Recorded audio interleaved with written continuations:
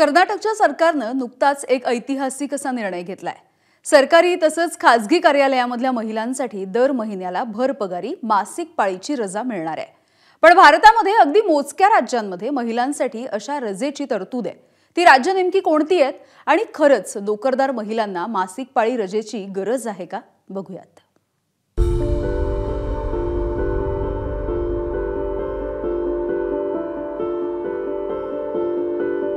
स्त्री ही कणखर असते। घर, कुटुंब, ऑफिस अशा कित्येक जबाबदाऱ्या ती रोजच्या रोज समर्थपणे पार पाडत असते। तिची सहनशीलता, जबाबदाऱ्या पेलण्याची ताकद आणि परिस्थितीला स्वीकारून पुढे जाण्याची वृत्ती याला कशाचीच तोड नसते। पण प्रत्येक महिन्यात एक असा काळ येतो ज्यावेळी तिला आणि तिच्या शरीराला खरंच गरज असते ती थोड्याशा विश्रांतीची। तो काळ म्हणजे मासिक पाळीचा काळ।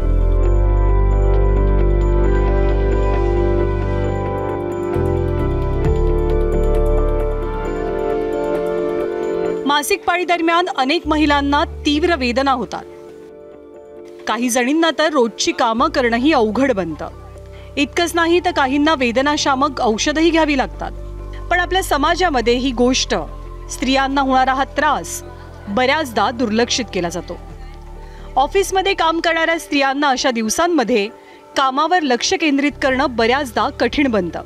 म्हणूनच आता अनेक राज्यांमध्ये मासिक पाळी रजेसंदर्भात सकारात्मक पावलं उचलली जाऊ लागली आहेत। कर्नाटक राज्यामध्ये नुकतीच नोकरदार महिलांसाठी पिरियड लीव्ह मंजूर झाली आहे। कोणत्या राज्यात मिळते मासिक पाळी रजा?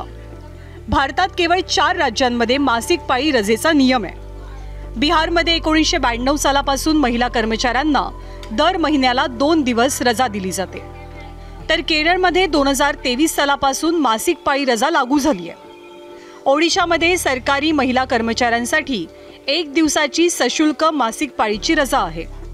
तर कर्नाटकमध्ये महिन्याला 1 दिवसाची मासिक पाळी रजा नुकतीच मंजूर केली गेली। भारतात केंद्रीय स्तरावरती पिरियड लीव्ह बाबत कोणताही कायदा नाही।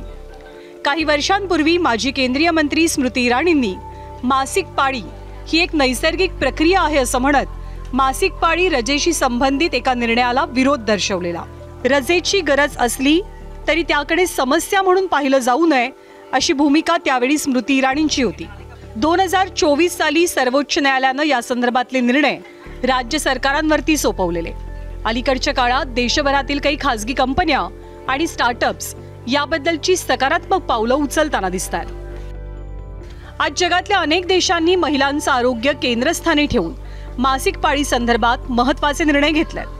जपानमध्ये तर फार पूर्वीपासून मासिक पाळी रजेचा नियम अस्तित्वात आहे। स्पेन आणि युरोपातल्या अन्य काही देशांमध्ये सुद्धा महिलांना मासिक पाळीच्या दिवसात रजेची खास सवलत मिळते। पण महाराष्ट्रातल्या महिला वर्गाचं या पिरियड लीव्ह बद्दल नेमकं काय म्हणणं आहे ते सुद्धा पाहूया। ॲक्च्युली हा खूप महत्त्वाचा मुद्दा आहे। केरळ आणि कर्नाटक राज्याने घेतलेला हा निर्णय महिलांच्या सुरक्षेसाठी खूप महत्त्वाचा आहे। अशा वेळेत शाळेत किंवा कामाच्या ठिकाणी त्यांना पगारी सुट्टी देण्याचा निर्णय महाराष्ट्र सरकारनेही घ्यावा आणि याच्यावर लवकर अंमलबजावणी व्हावी अशी माझी इच्छा आहे। मासिक पाळीचे 4 दिवस महिलांना शारीरिक तीव्र वेदना होतात, तसेच शारीरिक अस्वस्थता, मानसिक चिडचिड या गोष्टी होत असतात आणि अशा परिस्थितीमध्ये काम करण्याची इच्छा कोणाचीच नसते। तरी शाळा किंवा कॉलेज तसेच कामाच्या ठिकाणी सुट्टी द्यावी। या 4 दिवसामध्ये त्यांना जर सर्वच राज्यांनी सुट्टी दिलीच तर महिलांच्या आरोग्यासाठी खूप चांगली गोष्ट आहे ही, की ह्या आता सध्याच्या पातळीवर महिलांचा विचार करून त्यांना रजा देण्याचा विचार सरकार करते।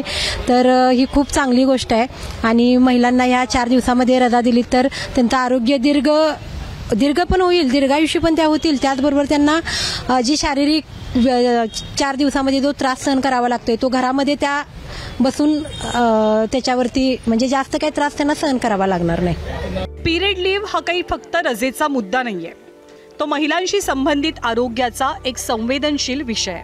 ही स्त्रीची कमजोरी नाही तर ही तिच्या शरीराची एक नैसर्गिक प्रक्रिया आहे। या दरम्यान तिला होणाऱ्या त्रासातनं थोडीशी विश्रांती मिळावी म्हणून तिला मिळणारी ही रजा ही एक सुविधा नाही तर ती हक्क म्हणून मान्य व्हावी हीच भावना आहे। सिद्धेश कांसेसह ब्युरो रिपोर्ट, एबीपी माझा, मुंबई। एबीपी माझा, उघडा डोळे बघा नीट.